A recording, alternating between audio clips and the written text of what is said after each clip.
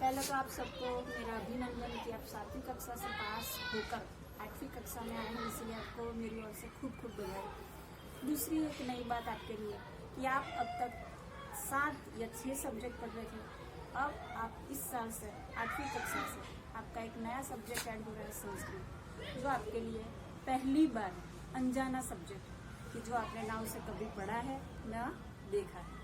संस्कृत बच्चों जो हम लिख रहे हैं, संस्कृत और हिंदी दोनों देवनागरी लिपि में लिखा जाता है। देवनागरी लिपि यानी कि जिसके ऊपर हम लकीर खींचते हैं, जो शब्द लिखते हैं, जैसे मैंने लिखा है देवः, तो जो लकीर है उसे हम कहते हैं देवनागरी लिपि। तो इस देवनागरी लिपि हमारी संस्कृत और हिंदी दोनों भाषा में यूज होती है। तो आज हम हमारी पढ़ाई की शुरुआत करें उससे पहले सरस्वती वंदना से करेंगे। मैं आपके सामने एक छोटा सा श्लोक गाऊंगी, फिर हम हमारे चित्रपाठ 1 की शुरुआत करेंगे। गुरुर् ब्रह्मा गुरुर्विष्णु गुरुर्देव महेश्वरा, गुरु साक्षात परब्रह्म तस्मै श्री गुरुवे नमः। बच्चों, हम सबके पास ये बुक है और यहाँ पर हमारा फर्स्ट चैप्टर है चित्रपदानी 1। चित्रपदानी 1 में हेडिंग में हमें दिया हुआ है एषः और सामने हमें दिया हुआ है शः। पहले तो बच्चों हम ये क्लियर करेंगे कि जो चित्रपदानी 1 हम पढ़ रहे हैं वो पूरा मस्कुलिन जेंडर सिंगुलर फॉर्म में है। तो पहले वो कैसे पढ़ा जाता है, कैसे बोला जाता है, उसका इंग्लिश मीनिंग क्या होता है, वो सब कुछ मैं आपके सामने एक्सप्लेन करती हूँ। उसके बाद आप उसका इंग्लिश ट्रांसलेशन करने की कोशिश करेंगे।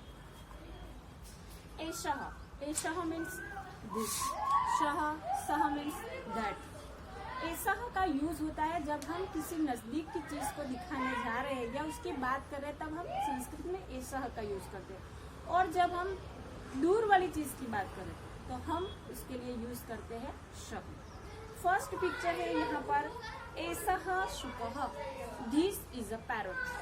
शः मयूरः, that is a peacock. Second, एषः श्वानः, एषः श्वानः यानी कि दिस इज अ डॉग। सः सिंहः, दैट इज अ लायन। एषः गजः, दिस इज एन एलिफेंट। शः अश्वः, एषः गजः, दिस इज एन एलिफेंट। शः अश्वः, that is horse. Now second page. Second page हमारा पूरा फेमिनाइन जेंडर में है, यानी कि स्त्रीलिंग। मस्कुलिन जेंडर यानी कि पुल्लिंग। तो यहाँ पर स्त्रीलिंग में नजदीक वाली चीज के लिए हम एषः का यूज करते हैं, एषः यानी कि दिस, एंड शः यानी कि दूर की चीज को दिखाने के लिए हम यूज करते हैं शः। नाउ लिसन, एषा बालिका, दिस इज अ गर्ल। सा प्रतिमा, दैट इज अ स्टैच्यू। एषा उत्पीठिका, दिस इज अ टेबल। सा संचिका, दैट इज अ फाइल। एषा Gita, this is a Gita. सा पूजा, दैट इज पूजा। तो यहाँ पर मस्कुलिन जेंडर के जितने भी सेंटेंस थे, पिक्चर थे, वो यहाँ पर खत्म हुए। नाउ सामने वाले पेज पर हम देखेंगे। सामने वाला पेज हमारा जो है वो न्यूट्रल फॉर्म यानी कि नपुंसकलिंग में है। संस्कृत के अंदर 3 जेंडर होती है, मस्कुलिन जेंडर, फेमिनाइन जेंडर और न्यूट्रल जेंडर। न्यूट्रल जेंडर यहाँ पर हमें तीनों 3 जेंडर सिंगुलर फॉर्म में दी हुई है, तो हम इसे पढ़ेंगे पहले।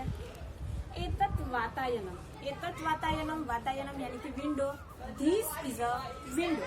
तो यहाँ पर भी जो निर्जीव चीजें हमारी नॉन लिविंग थिंग्स है, उसको नजदीक से बताने के लिए हम यूज करते हैं एतत् यानी कि दिस, और उसी चीज को हम दूर से दिखाने के लिए बोलते हैं तत यानी कि दैट। एतत् वातायनम, दिस इज अ विंडो। तत Dwaram, that is a door. एतत् पुस्तकम, दिस इज अ बुक। तत चित्रम, दैट इज अ पिक्चर। एतत् बस यानम, दिस इज अ बस। तत् विमानम, दैट इज अ एरोप्लेन। तो बच्चों, आपको ये तीनों 3 जेंडर समझ में आई होंगी कि masculine, feminine gender, masculine gender, feminine gender और न्यूट्रल जेंडर यानी कि पुल्लिंग, स्त्रीलिंग और नपुंसकलिंग। और दूसरी बात कि हिंदी में और गुजराती में 2 वचन है, एक वचन और बहुवचन।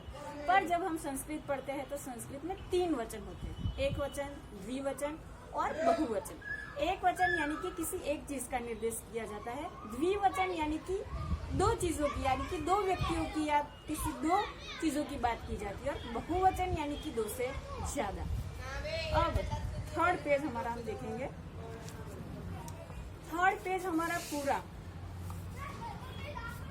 प्रोनाउन पे दिया हुआ है। प्रोनाउन यानी कि सर्वनाम सिंगुलर फॉर्म।